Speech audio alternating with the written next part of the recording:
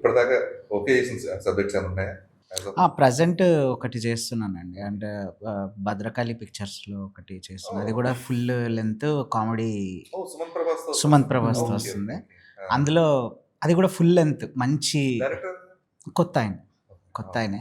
Full మంచి character అది కూడా. అంటే ఇప్పటిదాకా నేను చేసిన రూరల్ క్యారెక్టర్స్ ఇది కొంచెం అర్బన్ టైప్ ఓహ్! ఉంటది. ఓకే. సో, కొంచెం తేడా ఉంటది. దానికి దీనికి ఇంకా ఓకే. ఇంకా బట్ అది ముందే స్టార్ట్ అయింది కదా!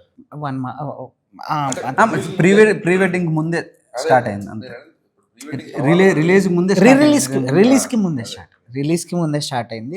ఇంకా మాట్లాడుతున్నాను. ఇంకా 2, 3 ఉన్నాయి. అంటే ఇంకా ఓకే. కన్ఫర్మ్ అవ్వలేదు.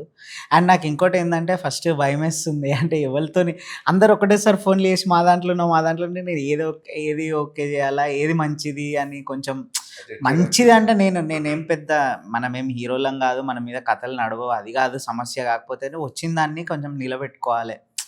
వీడేందిరా ప్రతి దాంట్లో ఏదో వస్తుండు పోతుండు అనేది కాకుండా కొంచెం మంచి స్కోప్ ఉన్న క్యారెక్టర్స్ చేయాలన్న దాంతోనున్నా. అండ్ నేను కొంచెం ఈ థియేటర్ విజిట్స్ అవి ఇవి ఉండడం వల్ల సరే నేను ఒక 2, 3 డేస్ తర్వాత వచ్చి మాట్లాడతానన్నా. సో, అది మాట్లాడాలి. అది సంగతి. కొంచెం కన్‌ఫ్యూజన్‌లో ఉన్నా ప్రెజెంట్.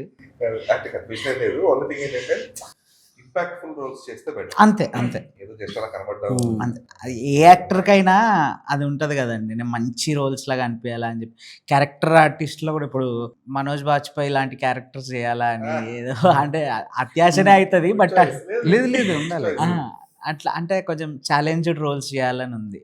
ఇప్పుడు నాకిది ఛాలెంజే గదా! నాకు శ్రీకాకుళం యాస అనేది ఛాలెంజే.